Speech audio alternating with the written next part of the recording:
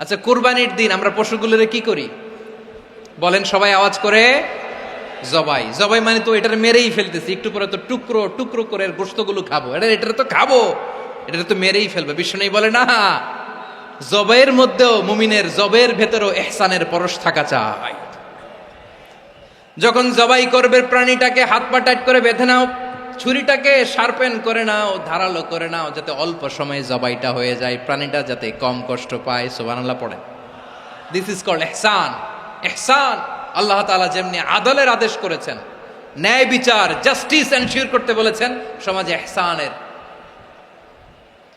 ব্যবহার, ইহসানের অনুশীলন তিনি করতে বলেছেন। এজন্য মুমিনের প্রতিটি কাজে, আমার চট্টগ্রামের ভাইয়েরা আমার দিকে তাকান, খেয়াল করে শুনুন, মুমিন জীবনের প্রতিটি কাজে ইহসানের পরশ থাকা চাই।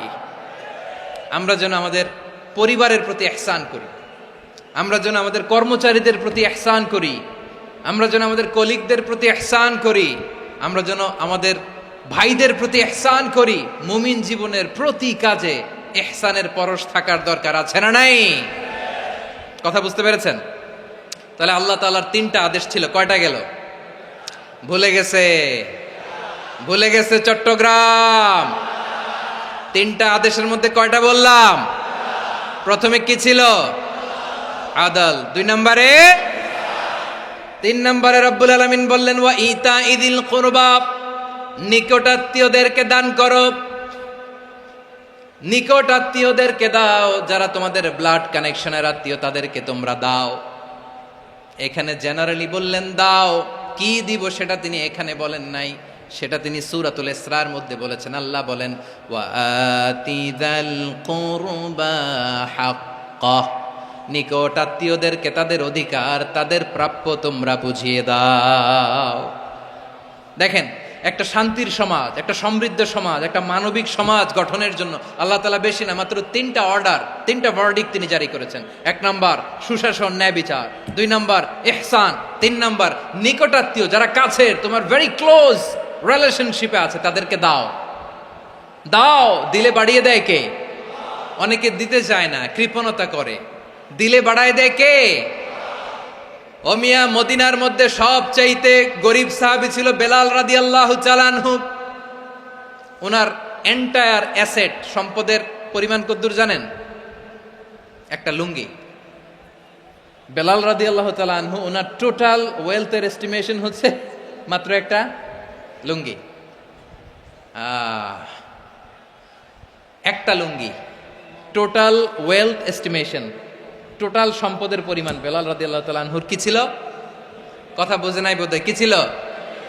ওই বেলাল রাদিয়াল্লাহু তাআলা আনহুকে বিষ্ণু ইসলাম বলেছেন আনফিক ইয়া বেলাল, ও বেলাল তুমিও দাও। ওয়ালা তাখশা মিন যিল আরশি ইখলালা, আরশের অধিপতির তো কোনো ঘাটতি নাই, তুমি দিলে ওই আল্লাহ তোমারে বাড়ায় দিবে। এজন্য আমার প্রিয় ভাইয়েরা, দিলে কমে না, দিলে বাড়ে। অনেকে ধরে রাখে, নতুন কিছু নিতে পারে না, হাত দিয়ে যেটা ধরে রেখেছেন এটা দিয়ে দেন, বড় একটা ধরার সুযোগ পাবেন। জোরে বলেন ঠিক কিনা? ধরেন 5 কেজি ওজনের একটা ধরে রাখছেন, এখন 10, এটা না ছাড়লে 10 কেজি ধরতে পারবেন আপনি? আচ্ছা, 10 কেজির জিনিস একটা আছে হাতে, ওইটা যদি ছেড়ে দেন তাহলেই না 15 কেজি ধরতে পারবেন। কথা বলেন ঠিক কিনা? তাহলে দিলে বাড়িয়ে দেয় কে?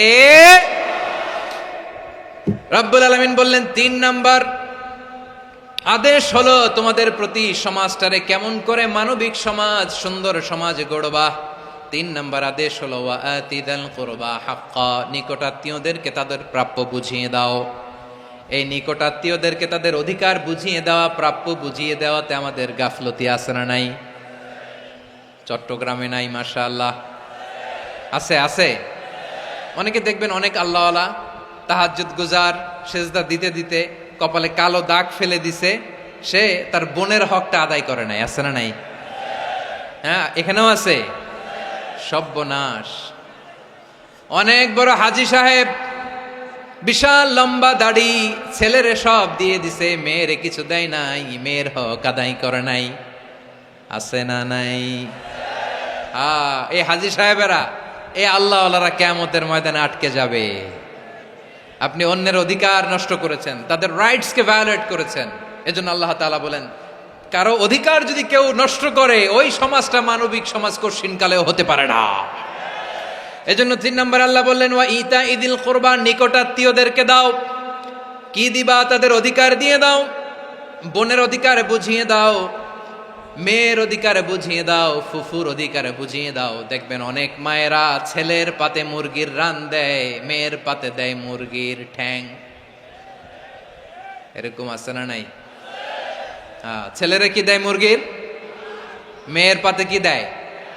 তো মেয়ের কি মুরগির রান খেতে মনে চায় না? মনে চায় না? এমনটা করা যাবে না। নিকটাত্মীয়দেরকে অধিকার দিয়ে দাও, নিকটাত্মীয়ের সাথে সুসম্পর্ক রাখো। আদেশটা কার? এজন্য প্রিয় ভাইয়েরা, জীবনে যদি বারাকা অর্জন করতে চান, নিকটাত্মীয়দের সাথে সুসম্পর্ক রাখতে হবে, তাদের জন্য উপহার পাঠাতে হবে। বিশ্বনবী বলেন লা ইয়াদখুলুল জান্নাতা কাতে, যে ব্যক্তি আত্মীয়তার সম্পর্ককে ছিন্ন করে দেয় সে কশিনকালেও আল্লাহর জান্নাতে ঢুকবে না। আপনি কি এটারে সহজ হাদিস মনে করছেন? এটা সহজ কথা? আপনি ভাবছেন আপনার নামাজ আপনার বাঁচাতে পারবে, আপনার রোজা বাঁচাতে পারবে, আপনার তাহাজ্জুদ আপনারে বাঁচাতে পারবে? আপনি অধিকার নষ্ট করলে কিছুই আপনারে বাঁচাতে পারবে না। এজন্য নিকট আত্মীয়দেরকে দিতে হবে বেশি বেশি। বিশ্বনবী বলেন ইন্না সাদাকাতা আলাল মিসকিনি সাদাকা ওয়া আলা যির রাহিমি ইসনাতান সাদাকাতুন ওয়া সিলা। মিসকিন রে দান করলে শুধু দানের সওয়াব হয়, নিকট আত্মীয়কে দান করলে দুইটার সওয়াব হয়, সাদাকার সওয়াব হয়, আবার আত্মীয়তার বন্ধন অটুট রাখার সওয়াব হয়ে যায়।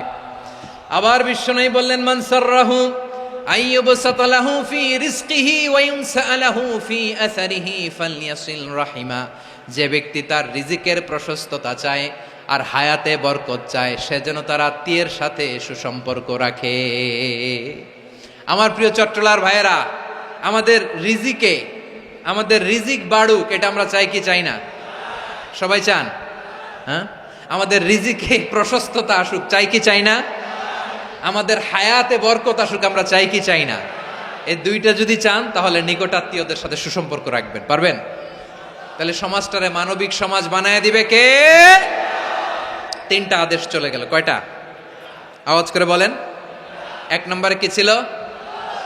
2 নম্বরে, 3 নম্বরে নিকটাত্মীয়দেরকে দান। আপনাদেরকে আরো শোনার আগ্রহ আছে? আপনাদের মনোযোগ আছে না গেছে? কষ্ট হচ্ছে না? মাশাআল্লাহ, মাশাআল্লাহ। তাকবীর পড়ুন, লিল্লাহে তাকবীর।